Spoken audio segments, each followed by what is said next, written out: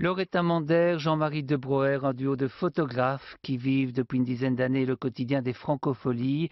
Cela donne pour leur 20e anniversaire un magnifique livre intitulé Écoutez nos images, des portraits, des instants de bascule, de la souffrance, de la joie, des objets fétiches aussi, toute l'histoire du festival défile dans ces clichés qui aujourd'hui sont mis à l'honneur dans l'album de Télévesdre.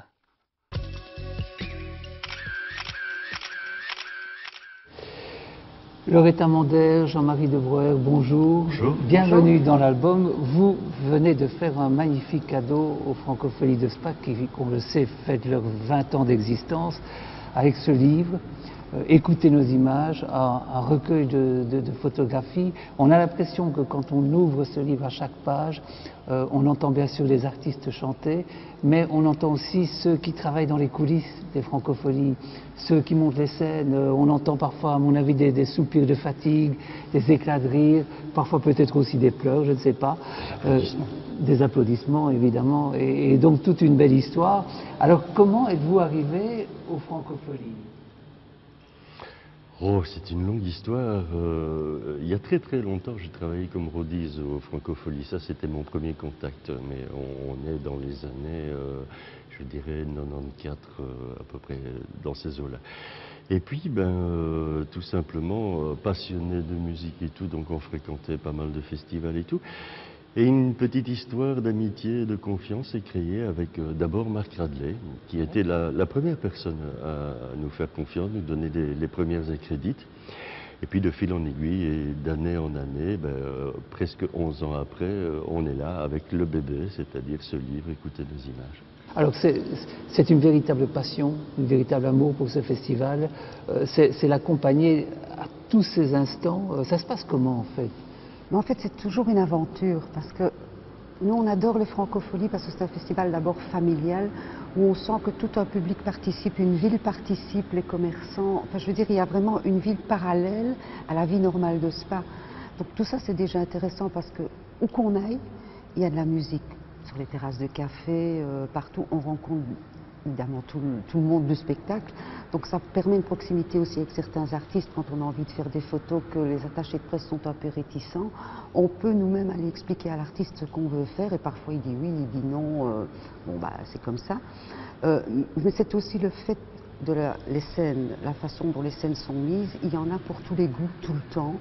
Il y avait, je pense qu'elle n'est plus là cette année, mais cette scène du Carrefour des Talents qui existait, qui permettait à des jeunes qui n'auront jamais l'occasion de se présenter devant autant de public, de montrer ce qu'ils savent faire, de ce qu'ils peuvent faire, et qu'à la limite, certains sont très bons. Donc on les retrouve parfois dans le parc de 7 heures l'année suivante. Il y a toutes les découvertes du Francof. Il y a des vedettes pour lesquels on n'irait pas demander une accréditation à un spectacle dans une salle quelconque. Ici, on a vraiment tout qui est servi sur un plateau. Et ça, c'est l'avantage. Alors, ce qui est magique dans votre travail, on le voit de suite, c'est que vous n'êtes pas en service commandé. Vous êtes deux artistes totalement libres qui arrivent auprès de ce festival et qui ont une démarche extrêmement personnelle, finalement. Tout à fait, c'est notre grande chance. On a toujours eu carte blanche.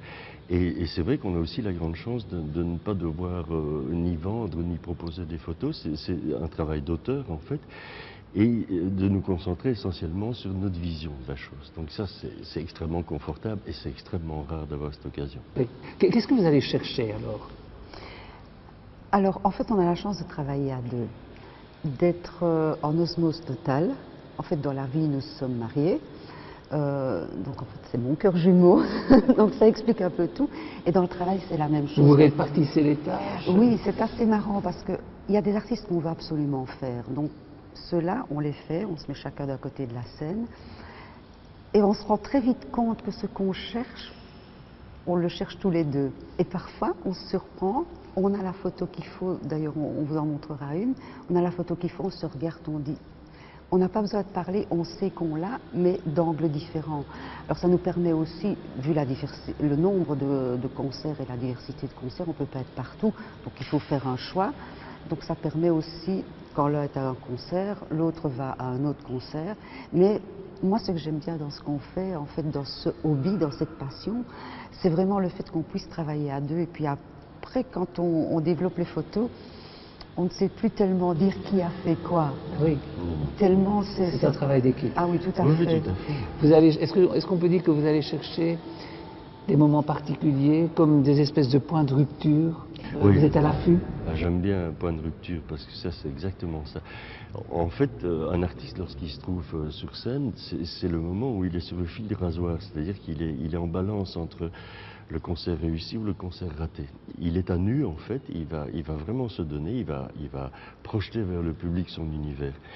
Et nous, je dis souvent, ce qu'on essaye, c'est de photographier ce que l'on voit, mais ce que l'on ressent. Donc, effectivement, de nombreuses photos ici sont vraiment ce qu'on appelle un peu des instants décisifs, mais ils peuvent être de toutes sortes de caractéristiques, parce que ça peut être une guitare qui vole, on pourrait le voir tout à l'heure, mais ça peut être le regard de Bertignac qui s'aperçoit qu'il attaque un morceau et tous les autres musiciens en attaquent un autre. Et il y a ce moment de fêlure totale, ça nous intéresse. C'est le moment où... Alors ça, c'est évidemment un accident, mais ça peut être aussi Daniel Darc qui, à un moment donné, s'embarque dans une chanson et il est dedans, quoi. On voit vraiment qu'il n'est plus en acting, il est vraiment en train de vivre ce qu'il raconte. Et vous voyez dans les yeux, quand vous êtes en gros plan, qu'il n'est plus là tout en étant là, quoi. Et ça nous intéresse, c'est d'aller chercher... En fait, c'est l'âme, hein. C'est l'intérieur de l'artiste. Et puis, il n'y a pas que la scène. Il y a derrière la scène, il y a avant la scène, après la scène. Il y a en fait 24 heures sur 24 de vie avec les artistes et de tout ce qui fait le festival. Et parfois, quand j'entends des personnes qui disent « Ah, je trouve c'est cher, etc. », je crois que les gens ne se rendent pas toujours compte, le public ne se rend pas compte de ce qui se passe en backstage, donc à l'arrière de la scène. Il y a un monde qui fourmille, il y a des hamacs sous les scènes parfois où les rodistes se reposent de temps en temps. Il y a toujours le fait d'être à l'affût, à l'heure, à temps, que tout se passe sans accident. Il y a les scènes qui doivent se monter, qui doivent se démonter, ça ne s'écroule pas tout seul le lundi. Et il y a des gens qui risquent parfois leur vie pour faire leur travail. Et je crois que ces gens-là, ce sont vraiment les anonymes qu'on a voulu mettre en exergue aussi, parce que si on ne les avait pas, les Franco ne seraient pas possibles. Pour nous, ils sont considérés exactement au même Comme niveau des que artistes, l'artiste. ouais. Et alors, il y a une troisième personne dans cet univers, c'est le public. Il ne faut pas oublier que tout ça fait une seule osmose, en fait. Et je pense que sans ce qui se passe derrière, sans ce qui se passe sur scène, et surtout sans ce qui se passe devant, un festival ne fonctionne pas. Quand je vois comment fonctionnent les Franco, cette espèce d'immense histoire d'amour entre le public et les Franco, je crois que ça fonctionne. Alors, vous avez choisi 10 photos, Oui. vous allez nous emmener sur d'émouvants chemins de traverse. Avant de les aborder, peut-être encore 2 questions. Le noir et blanc, pourquoi le noir et blanc? Alors, le noir et blanc, c'est un peu une réflexion. Je disais tout à l'heure, l'artiste sur scène, c'est quelqu'un qui se donne sans retenue, à fond. Donc, il est à nu, carrément, devant les gens. J'aime bien cette expression parce que c'est vrai que il faut vraiment le vouloir, je veux dire, se livrer son univers comme ça en public n'est pas une chose extrêmement facile. On s'est aperçu que très vite en couleur, un spectacle, une photo de spectacle, tourne très vite à la carte postale, c'est-à-dire à la description, souvent très belle, des éclairages, des costumes, des choses, mais c'est pas ce qui nous intéresse. À partir du moment où vous éteignez ces lumières, donc on passe en noir et blanc, il reste l'expression. Il reste l'essentiel de la photo. Donc c'est ce que j'appelle, je crois que je le dis dans l'intro du livre, on va jusqu'à l'os. Ça fait penser, il y a une photo de Laurent Voulzy, ça fait penser à une de ses chansons, à chercher ce qui est caché derrière. Oui, Exactement. Oui. Voilà, tout est dit. Je crois que c'est exactement ça. Alors, autre question, je remarque qu'il y a peu de textes, quelques textes introductifs, et puis les photos, elles sont là, seules. Oui, en fait c'est voulu parce que nous savons ce que nous avons cherché dans une photo. Tout comme un écrivain écrit un bouquin, il y a des siècles, et le prof de français essaye de vous expliquer ce que cet écrivain voulait exprimer. Si ça se trouve, il ne voulait pas du tout exprimer ça. Donc c'est une interprétation qu'on donne. Donc moi j'estime qu'une photo, à partir du moment où on va directement à l'instant, chacun y trouve ce qu'il a envie d'y trouver. Alors ce sera peut-être la petite partie de souvenir qu'il a vécu à ce moment-là, ou parce qu'il adore cet artiste et que ça lui rappelle quelque chose, ou tout simplement rentrer dans un univers, se dire « Oh la grimace, mais il n'est pas beau !» Et c'est vrai que c'est peut-être pas l'instant beau, C'est le moment où il est le plus beau. mais c'est se D'accord, dire oui, oui. peut-être au prochain concert, je vais regarder si je retrouve cette mimique ou cette expression où là, il déchire son âme et il veut vraiment donner ses tripes au public et dire mais voilà ce que je veux exprimer, quoi. Et je pense aussi qu'on laisse une liberté au lecteur, c'est-à-dire que nous, tout est dit. En fait, si la photo est là, je crois qu'on n'a plus rien à ajouter. Chacun réécrit lui-même. Chacun réécrit le l'histoire de commentaire. chaque photo et c'est très bien ainsi parce que si les gens trouvent des choses que peut-être même que nous on n'a pas vues, ils les trouvent dedans, mais c'est parfait, c'est de l'acte Alors, créatif en fait. C'est parti pour le voyage? Absolument. On démarre? Allez, on choisit la première photo que vous avez choisie. Bah, c'est celle-ci, et ça c'est ce que j'appelle ce genre de photo, on en fait une tous les 3 ans évidemment. Parce que ce qui se passe, on parle d'instant décisif, ben voilà, c'est tout simplement une guitare qui vole en pleine scène et on voit la main du rodiste qui va la rattraper. Et pour moi, ça raconte, la fougue, deuxièmement, cette confiance incroyable entre l'équipe qui est derrière et l'artiste, parce qu'on balance quand même pas une guitare n'importe comment. Et voilà, je trouve que c'est plus anecdotique que profond, mais ça montre quand même ce qu'on appelle l'instant décisif, c'est-à-dire, voilà, ben, ça aussi, ça se passe. Une photo comme ça ne s'obtient pas par hasard. Vous devez être dans un, Alors, on dans un lâche état pas. d'attention. Ah oui, C'est oui. incroyable. Alors, quoi. c'est clair qu'on ne lâche pas l'œil de l'objectif pendant tout le concert. Complètement, après, Complètement. C'est presque comme si on avait une caméra en fait, parce qu'on peut pas. Quand j'ai l'œil à l'objectif, je suis dans le concert, je suis dessus, je cherche. Si je le lâche, je sors du concert. Je me laisse appâter par toutes sortes de choses. C'est filmé. Et là, effectivement, je me rappelle très bien l'anecdote ici. Au moment où ça s'est passé, moi je ne l'ai pas vu. Le fait est que le cadrage était comme ça. L'eau a crié, j'ai appuyé. Allez. Et la photo est sortie. Moi, j'étais Donc, pas dans le c'est- bon axe et je lui ai dit la guitare. Maintenant. Et j'ai appuyé. Et elle était dedans. Donc voilà, ça c'est un Mais truc. j'ai une autre anecdote aussi concernant les instants décisifs. J'ai vécu un concert, j'avais remarqué que la guitare était noire, brillante, il y avait du soleil, il y avait du public, et quand il penchait la guitare d'une certaine façon, j'avais tout le public dans la guitare. Malheureusement pour moi, qu'est-ce qui bougeait? Tout le concert, donc c'est-à-dire 1 heure de concert, j'ai visé cette guitare jusqu'au moment où j'ai eu le public dans la guitare. Mais je n'ai rien fait d'autre. Donc lui, à ce moment-là, a assuré le reste. C'est le gros quoi. avantage de travailler à deux. Mais c'est sa spécialité, c'est d'aller chercher le tatouage caché, la bague du guitariste du cercle qui a un œil sur sa bague, et toutes sortes de choses comme ça. C'est vraiment une partie où elle excelle. On me demande si j'ai perdu quelque chose sur scène parce que je suis à l'affût D'un objet, quelque chose, d'un objet qui... symbole. Voilà, Ah oui. voilà. Ah ben voilà, Alors ça, Didier Vampas, c'est... un fou. Oui, je crois qu'on peut le définir comme un saltimbanque fou. C'est quelqu'un assez bizarre. Quand on le voit sur scène, on se dit mais qu'est-ce qu'il prend? Parce que ce type est capable de tout et n'importe quoi. Alors vous le croisez en backstage, Didier Vampas c'est quelqu'un qui ne boit pas, qui ne fume pas, qui a une seule exigence, c'est d'avoir sa télé pour voir l'arrivée du Tour de France et faire son tour à vélo. Alors on se dit ok, c'est un type en fait, c'est assez marrant parce que lui n'a pas lâché son métier à la RATP. Donc c'est très difficile à imaginer quand on le voit arriver sur scène complètement déchaîné, sans ses lunettes. Enfin, moi je l'ai vu à un moment donné, il est grimpé dans un arbre. Dans les arbres. Il voulait qu'on lui fournisse un vélo pour faire, pour Passer rouler sur sur la le toit verrière, de la mais verrière. c'est un peu dangereux. Il a quand même dit que non. Les pompiers n'ont pas voulu. Mais ce type est capable de tout. Il s'est fait baisser son pantalon par le public. Il est plus dans le public que sur scène. Voilà, c'était vraiment l'antagonisme entre ce que ce type peut donner, d'où se dire que l'artiste, quand il transfiguré. interprète, est transfiguré. C'est plus la même On le personne. voit ici. Et c'est quelqu'un de une icône. charmant en plus. Et Marc Perret, le guitariste le regarde, les Franco sont présents, et ici on a la symbiose avec le public, parce que là c'est de la folie totale. Alors Bachung, ben, ça je dois pas... Malheureusement il nous a quittés, bon, artiste sombre, artiste noir. Je crois que s'il faut faire du noir et blanc, c'est certainement une des gens de ce type-là. Il se fait que, suite à son décès, j'ai une photo sur scène, ça date de tout début au Salon Bleu, je crois. Au casino. Au casino, oui. Et ici, j'ai une photo que tout le monde va qualifier de ratée. Et pour moi, elle est justement peut-être la meilleure de Bachung. C'est-à-dire que je crois que j'ai l'âme de Bachung. J'ai le fantôme de Bachung.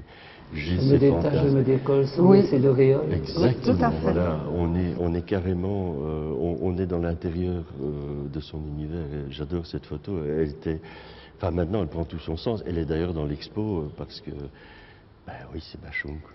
Il n'y a pas grand-chose à dire. Alors là, Kolinka. c'est Richard Kolinka, Le batteur fou. ex-batteur de téléphone. Ce type est capable de tout pendant un concert. Lui, si je me laissais aller, je fais 10 000 photos sur un concert. Il bouge tout le temps.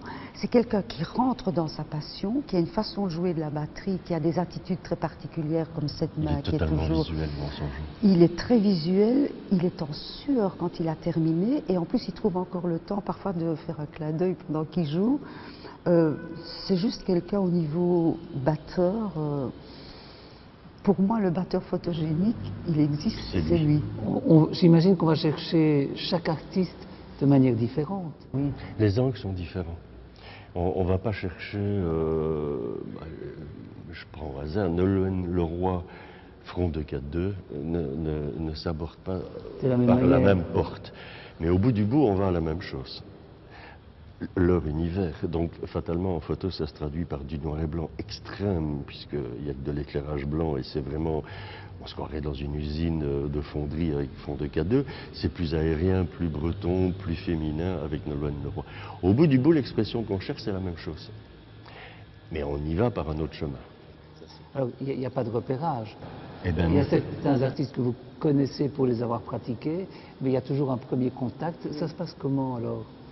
Est-ce qu'on peut parler, j'aime pas ce mot avec vous parce qu'on sent que tout est tellement travaillé, est-ce qu'on peut parler d'improvisation, mais au bon sens du terme alors? Il y a une part d'improvisation, oui. C'est-à-dire que soit c'est un artiste qu'on connaît, l'avantage c'est qu'on connaît un peu le mouvement sur scène, l'ordre des chansons.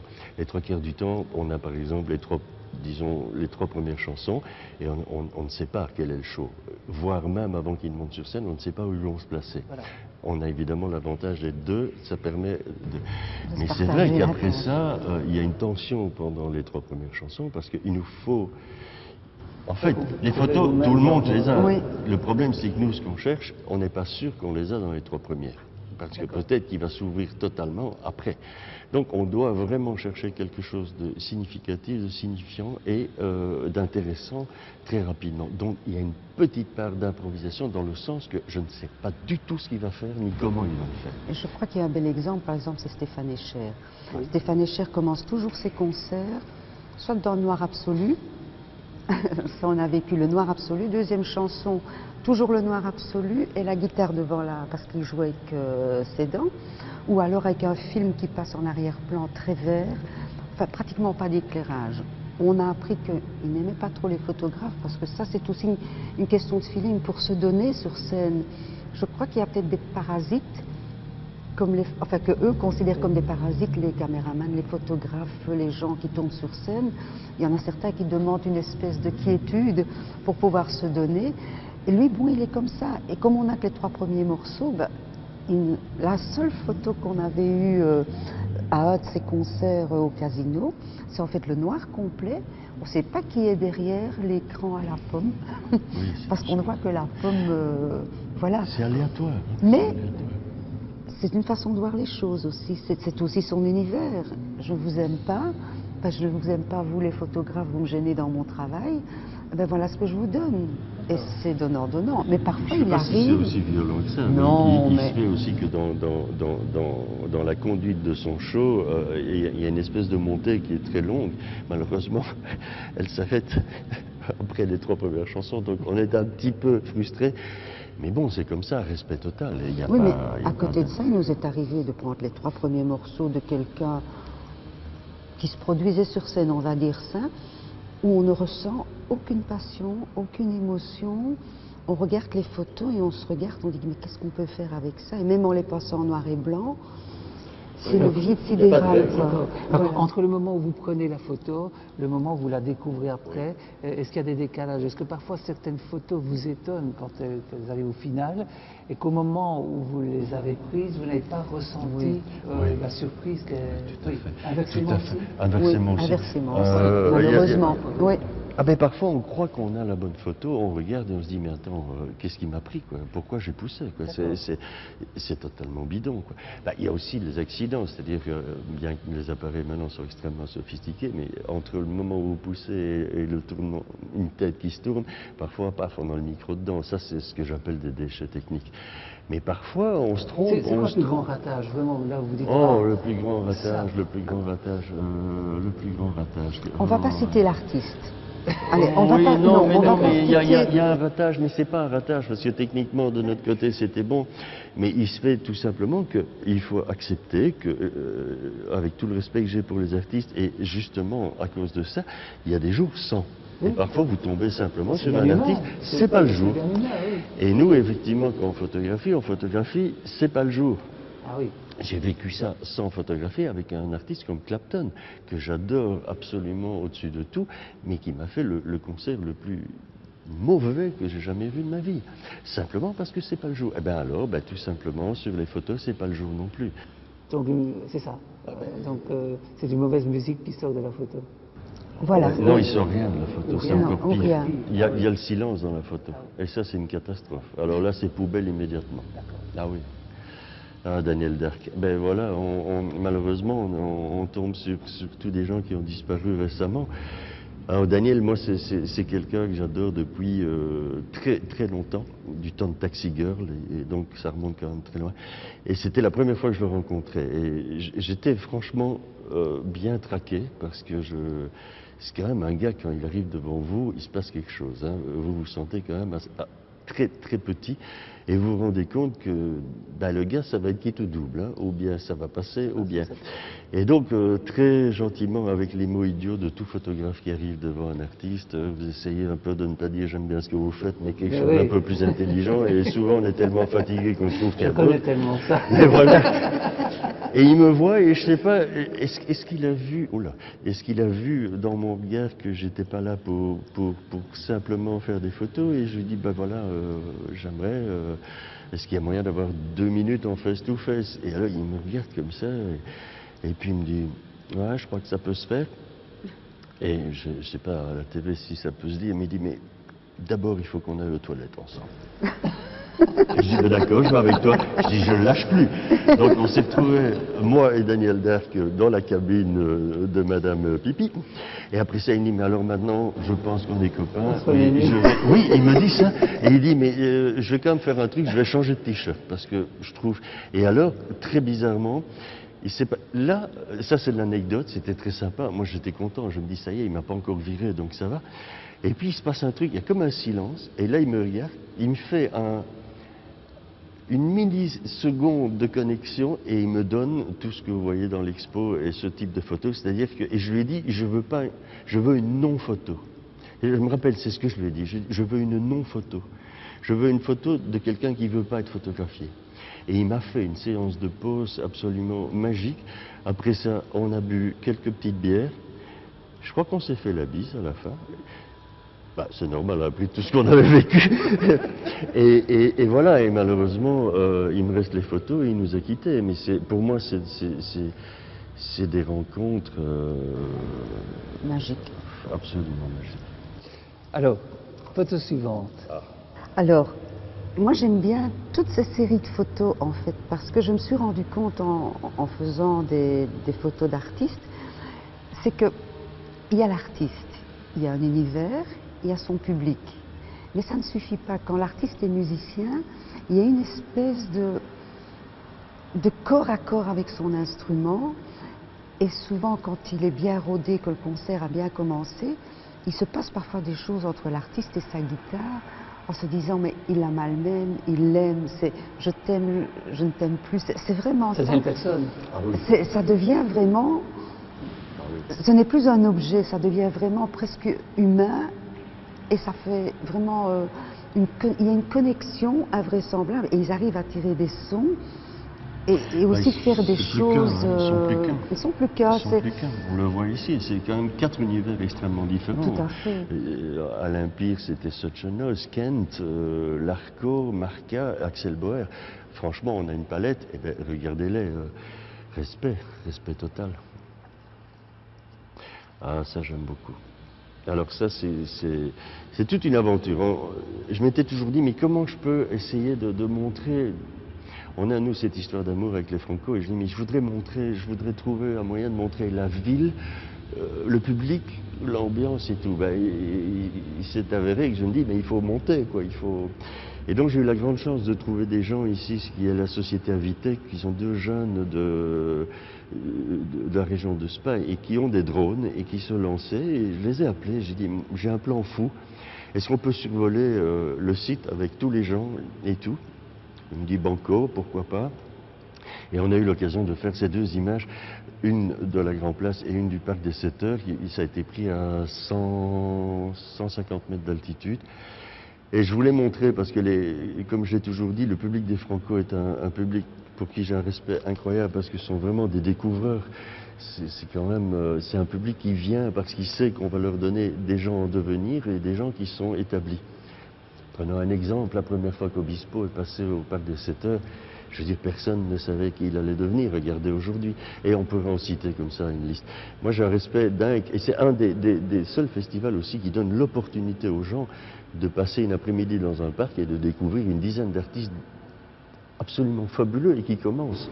Quand vous faites ces photos, on a l'impression que vous avez voulu photographier chaque spectateur des Francopholies et faire une photo personnelle de chacun d'entre eux. Si j'avais si on avait pu, c'est parce qu'il y a tous les problèmes de droit à l'image, etc. Mais sinon, c'est vrai qu'il y a des personnalités dans le public. D'ailleurs, on en a certaines. En 10 ans, je pense qu'on n'a jamais entendu un public spadois huer un concert. Jamais. Bah ça c'est ici un mot à dire, c'est on vous aime, quoi. Voilà, c'est tout, c'est tout. Christophe. Alors, la Christophe, c'est un personnage bizarre. J'avais remarqué qu'il avait une bague très spéciale. C'est une bague, en fait, en fonction qu'on la regarde de haut ou de bas, c'est un visage qui change de forme. Christophe est quelqu'un qui, quand il passe dans un backstage, en fait, il est assez petit, assez mince. Il a un physique très surnaturel, je vais dire. Il a des Santiago, donc il fait un petit peu vintage. Il a cette coiffure qui est un peu vintage. Il passe dans un backstage, tout le monde se tait. On a l'impression de dire « Ah non, je passe ».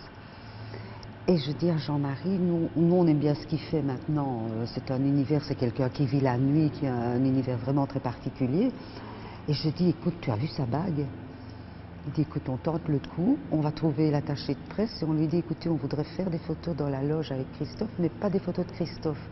On a remarqué sa bague, elle est fantastique. Est-ce qu'il pourrait nous donner quelque chose de ce style-là » Elle t'a posé la question, elle est redescendue, elle dit écoutez, pour des barges comme vous, il a dit oui. Je suppose qu'on lui a jamais posé ce genre de questions. Donc Jean-Marie est allé seul et il y a eu 5-10 minutes de magie complète. Oui, parce que je lui ai expliqué qu'en fait ces chansons, je lui ai dit mais en fait vous êtes un cinéaste raté parce que toutes vos chansons c'est un film, c'est une bande sonore de film. Et je crois que toute notre petit moment de connexion est passé sur cette chose-là, parce qu'il a dit, ah là, oui, quand même. Et alors, ce qui est très intéressant, c'est quelqu'un qui est très comme ça taiseux et tout. Il vous écoute, il réfléchit à ce que vous venez de lui dire, et puis il vous fait une réponse, mais hallucinante. C'est quelqu'un qui est à l'écoute. J'ai un respect fou pour son univers. J'imagine que pour des photographes comme vous, c'est quelqu'un dont la vie se marque sur le visage. Et quand on voit Christophe aujourd'hui, on ne peut s'empêcher à revoir les photos d'il y a 40 ans. Oui, oui, oui. C'est ça, mais tout est écrit de cette manière-là. Oui, oui. C'est évidemment très intéressant pour vous, ça, non? Non, mais oui, c'est over intéressant, c'est clair. Mais ce que j'aime, c'est... Vous savez, des gens comme Christophe, moi je suis fan des Stones, et quand vous regardez Keith Richards, et quand vous voyez la tête de Keith Richards, c'est l'histoire du rock ces gens, pour moi c'est la même chose. C'est la même chose. Et alors lui, il a fait un album qui s'appelle Aimer ce que nous sommes. Tout est dit, quoi. Voilà. Alors on poursuit. Voilà, quand on vous dit que c'est une histoire d'amour, l'eau va vous expliquer ça. C'est un petit peu dans ma recherche du détail un peu, ou des choses que certains ne voient peut-être pas, en fait, il y a tout un monde qui vit dans le backstage, que ce soit les bénévoles pour distribuer les passes, qui s'occupent du parking, qui s'occupent des artistes. Enfin, il y a tout un monde qui grouille là derrière. Même un chien. Et on commence à les connaître depuis les années. Et ça, je pense que son nom, c'est Liza. C'est un chien, le chien d'un Rhodys, qui a même son badge. Et elle est assez marrante, c'est un labrador. Il sait à quel moment il peut rentrer sur scène. Il doit être complètement sourd, à mon avis, parce qu'il dort au pied des baffes. Mais c'est un chien adorable et il aide son maître aussi, il porte certaines petites choses. C'est vraiment très drôle. Il y a un univers qui s'est constitué là derrière. C'est notre façon de montrer aux gens ce qui se passe derrière. Et puis c'est la petite plante. Ici, par exemple, se dire qu'il y a le détail, ils sont là pour 5 jours. Ça devient l'univers pour 5 jours d'une série, d'une équipe de Rhodys. Bah, ils fleurissent un petit peu, ils mettent des petits mots avec du GAFA. Dans le surréalisme belge, ceci n'est pas un banc. Voilà. Ils dorment aussi, parce Mais qu'ils font ce qui est intéressant aussi, c'est de capter ces moments. C'est-à-dire les inclure, ne pas les exclure du livre. Ne pas dire, oui, mais ça, c'est de l'anecdote. Non, pour moi, il y a une poésie jeunes, il y a là-dedans. beaucoup de jeunes que vous photographiez. Oui. Ils sont en train d'écrire l'histoire de leur jeunesse. Tout à fait. Exactement. Tout à fait. Exactement, non, et ils c'est vivent clair. leur passion, parce qu'il faut être passionné pour faire ça, parce que c'est très dur. Et il y a de plus en plus de femmes qui le font. Franchement, chapeau. Attendez, sans eux, il n'y a pas de spectacle. C'est très clair. Il faut... Bah, Dutronc, bah, ça, évidemment, voilà, encore une fois, le plan barge, qui vient de l'eau, une fois de plus, comme toujours. C'est-à-dire qu'on discute derrière, l'attaché de presse est là, on essaye d'avoir un face-to-face, on montre ici que, bah, effectivement, avec été 67, il les a accueillis sur scène. Et moi, j'avais une idée, c'est que Dutronc, quand même, dans l'imaginaire des gens, c'est quand même le gars avec son cigare, c'est le gentleman cambrioleur, c'est un logo pour moi, la main avec le cigare Dutronc, c'est Rayman, c'est Et ça. quand vous arrivez, c'est ça que vous vouliez. Et c'est ça que je veux, c'est ce mais qu'on le a problème, demandé. c'est déjà avoir un face-to-face avec lui, c'est pas évident. Et en plus, si c'est pour autre chose, c'est peut-être encore plus dur. Une fois de plus, je lance mon missile, c'est-à-dire Loretta qui attrape l'attaché de presse et tout, qui lui dit voilà, on voudrait ça, mais on voudrait juste sa main avec son cigare. Elle va évidemment lui demander, il accepte en se disant que c'est totalement faux, une fois de plus. Et ce qui a été magnifique, c'est que je me retrouve dans Dutronc qui me dit écoute, je suis tout à fait d'accord, on va faire ça, mais un cigare, ça se tient comme ça ou comme ça. Qu'est-ce que tu préfères? Et il m'a fait une séance. Oui, il oui, est oui. entré dedans. Il est totalement entré dedans. Après, on a un petit peu parlé. Mais je veux dire, il m'a fait une séance de pause de cigare en se disant... Je crois qu'il m'a pris pour un fou profond. Mais bon, après, je sais que la photo est allée jusqu'à l'attaché de presse et tout, et il adore. Oui, Il adore. j'imagine. Parce que je crois qu'il n'y a personne qui a osé un jour, en étant devant lui dire mais je veux pas ta tête, je voudrais juste ton cigare. Mais bon, ça nous amuse. On arrive à la fin de cette sélection. Moi, je passerai des heures avec vous, parce que je trouve que vous êtes vraiment passionnant. Je vais rappeler évidemment ce livre, Écoutez nos images, ce livre qui fait admirablement les 20 ans des francophonies, qui s'accompagne d'une exposition. C'est la raison pour laquelle nous sommes ici au Pouron à Spa, puisque l'exposition est ici derrière nous, visible jusqu'au 31 août. Allez-y, ça vaut vraiment la peine. Alors, qu'est-ce qu'on doit vous souhaiter pour cette édition? Quelle photo doit-on vous souhaiter? Moi, c'est Benjamin Biolay. Franchement, j'ai flashé sur ce type que je ne connaissais pas du tout son univers. Et j'ai vu des extraits sur Internet. Je me dis, ce type, il doit pouvoir donner des tas de choses. Alors maintenant, je me trompe peut-être, ce sera peut-être 100 jours sans. Et puis, il y a toutes les découvertes qu'on ne connaît pas et on y va vraiment tout à fait vierge d'idées. Et vous? Moi, la confrontation avec Joe Star. Ok. J'ai envie de voir comment ça se passe. Ça risque d'être étonnant. Bonne Franco? Bonne Franco. Bon anniversaire au Franco, en Et tout bon cas. anniversaire au Franco. Et merci à vous. Merci. Voilà, on referme cet album. On se retrouve très bientôt. Bonne soirée à tous.